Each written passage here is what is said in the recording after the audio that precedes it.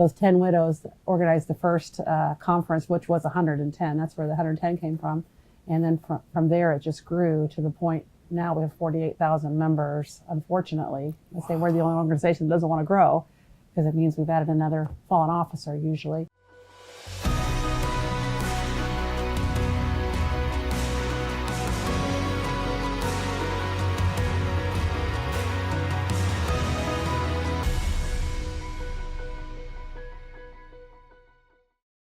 All right, so Dianne, I have been super excited to meet you. We've been chatting now for weeks, finally came to a crescendo at this conference. So why don't we start with COPS? What is COPS?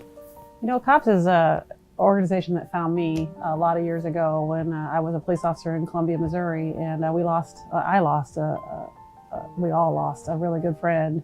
Her name was Molly Bowden, and she was killed on a traffic stop. And I didn't know what COPS was then, so I was much like what you say, what is COPS? I had no idea what COPS was. And COPS came into our department and helped us in ways that we didn't know that we needed help.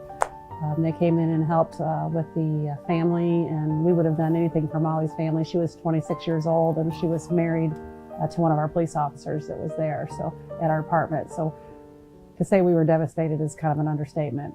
We literally, it was our first line of duty death. We're a medium-sized agency and we didn't know what to do. And COPS was a great voice to us, and that was my introduction to see what COPS could do. And you know, after Molly was killed, her dad, who was her parents are just amazing people. But you can imagine, you know, having your only daughter who was 26 years old, shot and killed in the line of duty, how devastating that could be. I mean, you can imagine. Probably none of us could put ourselves in those shoes, but we can just imagine how devastated that we would be, and that described them. And he went to a COPS event about 9 months after Molly was killed, and he came back and he told me that he smiled for the first time at a COPS event after Molly was killed. And that's one of the things you know, when you ask what COPS is about hope, and it's about hope for survivors and coworkers of officers who are killed in the line of duty to realize that they can go on and have a life afterwards, and we call it rebuilding shattered lives is our mission.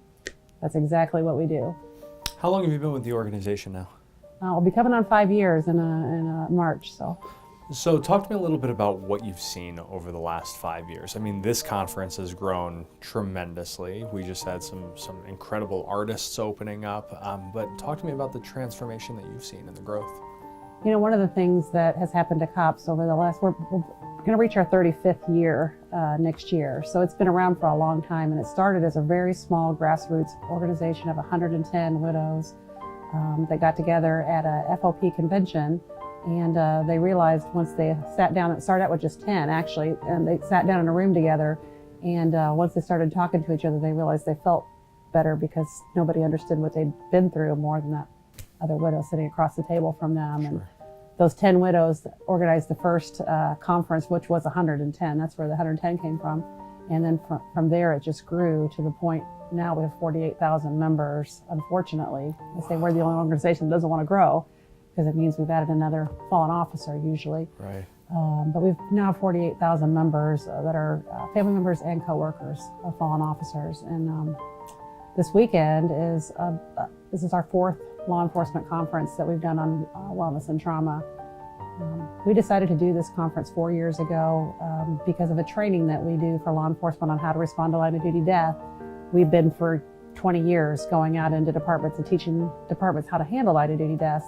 And what was happening at those trainings is that officers were coming up to us that were clearly in crisis. You know, they had lost a partner, they had lost a friend in the line of duty, or they're just dealing with the stresses of doing this job. You know, it's an incredibly hard job to do. And so they would come up to us in crisis, and we would have mental health professionals that were helping present the class. And so they were getting counseling right then and there. But we realized that it wasn't enough, and it was almost epidemic of how many officers came up to us in every training that sometimes ended up in inpatient hospitals because they were suicidal right then. That's not the norm. Sure. But so many of them were coming up saying we needed to talk to somebody, and once they talked to somebody, they started to feel better. So we looked around and we saw what the other major police organizations were doing. You know, we looked at the International Association of Chiefs of Police and the FOP and ILEDA and all the big conferences that are national sheriffs, all those conferences that were going on in the country. And each one of them would have a section about officer wellness that might have a class or 2 classes in there. But we realized that there was really nobody that was covering the entire, I guess, gamut of what an officer could deal with in their career, and focus entirely on the officer from beginning of their career till after retirement and all that happens in between. So that's why we developed this conference. What do you think the most important message that people who are either at this conference or watching these videos can take away? You know, I think the most important message to take away from this is that mental health and taking care of the officer's mental health is as important as any kind of physical safety or tactical training that you can give an officer. You have to be proactive about it. It should be part of the everyday training, everyday fitness things that we do. Mental health fitness is just as important as physical fitness, if not more important. You guys are doing a tremendous amount of good work out there throughout the country, but that can't come for free, right? So where does all the funding come from, and how can people help? You know, we're fortunate that we've been supported by the Department of Justice for most of COP's life, of organizational life. But that pays for about half of our programs that we do for survivors, some of the things that we do during National Police Week, and some of the peer support programs and stuff that we do. Everything else comes from corporations that support us, but the bulk of our funding comes from officers, from individuals, from citizens in the United States that literally just have a heart for law enforcement and take us on as their cause.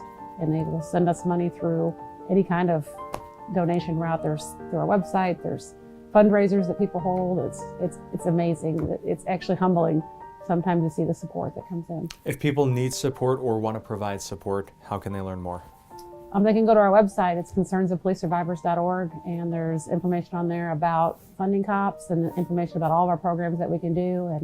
And we're pretty good about if somebody wants to fund a specific program, we can marry that money up with that program. And a lot of times they'll get a thank you note right from those survivors that attended those programs. So we try to put a personal touch to that. You know, it's sometimes difficult to get the scope of what an organization does just by watching a video like this, but I can tell you, being out there for just the first couple of hours so far and seeing 500 people, these are every single person there. It's another life that has been touched by this incredible organization. So I hope you guys all take the 2 minutes it's going to take to watch these videos, to share them. I hope to see you all Police Week. I'm sure we'll see you at Police Week. See you at Police Week. Guys, thanks for sharing that video. Thank you so much for doing this. Very nice meeting you Nice finally. to meet you too. Absolutely. God bless America.